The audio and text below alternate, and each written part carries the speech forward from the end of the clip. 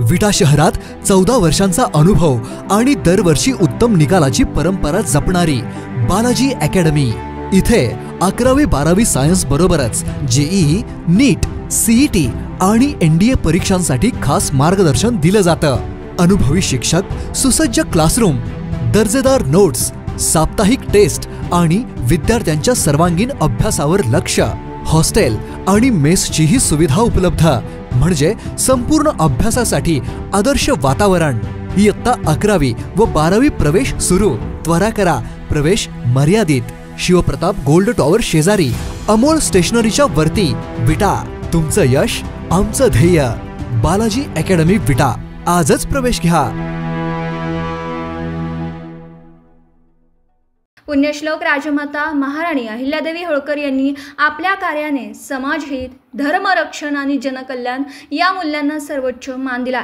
एका स्त्रीचं नेतृत्व केवळ राजसिंहासनापुरतं मर्यादित राहत नाही, तर ते समाजाच्या सर्व स्तरांपर्यंत पोहोचू शकतं, हे त्यांनी कार्यातून दाखवून दिलं।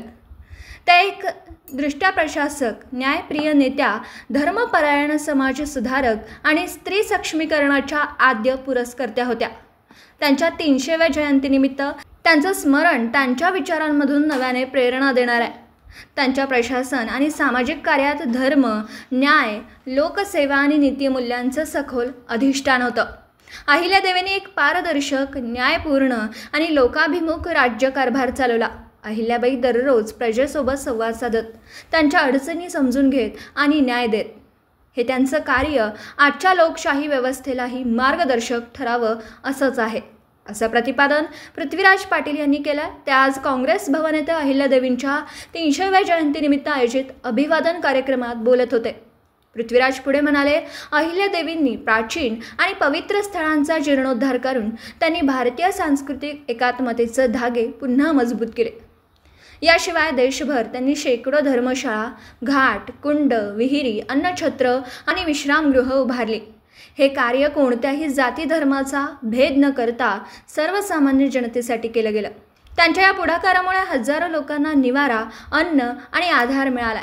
त्यांचं हे सामाजिक कार्य लोककल्याणकारी राज्य शासनाचा आदर्श नमुना आहे। भारत सरकारने त्यांच्या स्मृतींना वंदन म्हणून टपाल तिकीट प्रकाशित करून त्यांच्या कार्याला उजाळा दिला। राज्य शासनाने त्यांच्या सन्मानार्थ महिला उन्नतीसाठी योजना जाहीर केल्यात। अहिल्यादेवींचे भरीव कार्य आजही महिला उद्योजकांसाठी मार्गदर्शक ठरतात। आज सांगलीत काँग्रेस भवन येथे सांगली जिल्हा परिषदेच्या माजी अध्यक्ष सौ मालनताई मोहिते व शहर जिल्हा काँग्रेस कमिटीचे अध्यक्ष पृथ्वीराज बाबा पाटील यांच्या हस्ते महाराणी अहिल्यादेवी होळकर यांच्या त्रिशताब्दी जयंतीनिमित्त त्यांच्या प्रतिमेस पुष्पहार अर्पण करून भावपूर्ण अभिवादन करण्यात आलं। यावेळी अजित ढोले यांनी स्वागत प्रास्ताविक केलं। अनिल मोहिते, अमित पारेकर, मालनताई मोहिते, पैगंबर शेख यांनी आपलं मनोगत व्यक्त केलं। अरुण पळसुले, नामदेव पठाडे, मीना शिंदे व सीमा कुलकर्णी, सुरेश गायकवाड, मुफीत कोळेकर, विक्रम कांबळे, विवेक अंकलेकर, विक्रम सिंह उर्फ राजू पाटील, शिवाजी सावंत, विठ्ठलराव काळे, अमोल पारेकर, महेश माने, गणेश वाघमारे, कोल्हापूरचे माळी व काँग्रेस कार्यकर्ते मोठ्या संख्येने उपस्थित होते। शेवटी आभार सौ प्रतीक्षा काळे यांनी मांडले। दिवसभरातील घडामोडींचा आढावा घेण्यासाठी पाहत रहा N24 मराठी न्यूज चॅनल।